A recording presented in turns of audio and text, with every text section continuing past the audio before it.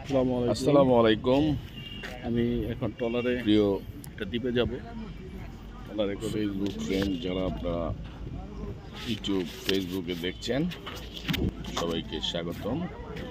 আমি এখন আছি সিরাজগঞ্জ কাজীপুর মেঘাইঘাট। তো মেঘাইঘাট হয়ে আমি যাব সিরাজগঞ্জের একটা চর, কাজীপুর ইউনিয়ন উপজেলা পানাগাড়ি ইউনিয়ন। তো এখান থেকে ট্রলারে করে যেতে হবে। তো আমি ট্রলারে উঠতেছি। তো এখান থেকে যেতে প্রায় 1.5 ঘন্টা লাগে সেই চরে। তো ভাড়া বেশি না, ভাড়া মাত্র 50 টাকা। তো আমি ট্রলারে চড়ে যাব। কিছুক্ষণের মধ্যে ট্রলার স্টার্ট দিয়েছে। সেই ট্রলারে করে আমি যাচ্ছি পানাগাড়ি চর, সিরাজগঞ্জ কাজীপুর উপজেলা পানাগাড়ি ইউনিয়ন। এখন আছি যমুনা নদী দিয়ে যেতে হয়।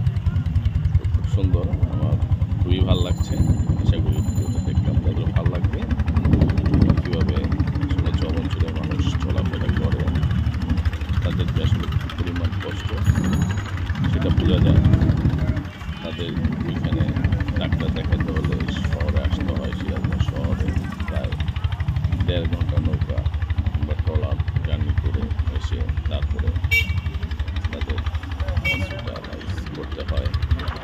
তো যাই হোক, তাদের একটা শান্তিও আছে। ওইখানে কোনো পলিউশন নাই, খুব সুন্দর পরিবেশ। বাট নদীতে একটু রিস্ক আছে, অনেক সময় দুর্ঘটনার কবলে পড়তে হয়। যাই হোক, সব মিলিয়ে হয়তো তাদের লাইফটা আমাদের কাছে খুব কষ্টকর মনে হয়, কিন্তু আমি খুব এনজয় করেছি। ট্রলারে করে এত দূর গিয়েছি, তারপরে যে চলে আসলাম আপনার পানাগাড়ি যাওয়ার যে ঘাটটা আছে সেই ঘাটেই অলমোস্ট পৌঁছে গেছি। তো কিছুক্ষণের ভিতরেই ট্রলারটা এখানে থামবে। আমি আমার গন্তব্যে যেতে পারবো। আমি যাচ্ছি আসলে যে কাজে, সেই কাজটা হচ্ছে এখানে একটা মসজিদ উদ্বোধন হবে, নতুন এক মসজিদ। তো সেই মসজিদ উদ্বোধন গিয়ে আমি একটু শরীক হওয়ার জন্য যাচ্ছি আর কি। তো আপনাদের দোয়া তো অবশ্যই লাগবে। নদী পার হয়ে নেমে গেলাম। আর এই মসজিদটা এখন যাচ্ছি মোটরসাইকেল নিয়ে পানাগাড়ি যাব চরে। তার নিজ অর্থায়নে এগুলা সবগুলাই চর। আমার কাজের ক্ষেত্রে সেখানে যাওয়া, তো বললো আমাকে এগুলো সব চরে মসজিদটা দেখে যাওয়ার জন্য। তো এখানে গাড়ি নিয়ে তো যাওয়া যায় না, ট্রলার দিয়ে যেতে হয়। তো আমি ট্রলারে করে আসছি। একটা গ্রাম, এটা হচ্ছে রাস্তার নামটা আমি ভুলে গেছি। ঠিক আছে, দেখে আরো কিছু ভালো কিছু পেলে আবার দেখাবো। মোটরসাইকেল নিব, মোটরসাইকেল নিয়েছি একটা, এখন উঠবো। তো এখন এই মোটরসাইকেলে করে আমি ওই পানাগাড়ি যে মসজিদটা উদ্বোধন করা হচ্ছে সেই মসজিদের কাছে যাব। তো মোটরসাইকেল কিংবা আপনি অটোতে করেও যাওয়া যায়। তো আসলে এটাকে চর বলে, তো আমার দেখে মনে হয় নাই আসলে চর, ঠিক আছে। কিন্তু এটা চারদিকেই যমুনা নদীর মাঝে একটা দ্বীপ। তাও দ্বীপের বয়স প্রায় 50 বছর হয়েছে এই চরের। তো ওইখানে রাস্তাঘাট পাকা, যারাই আছে পাকা রাস্তা।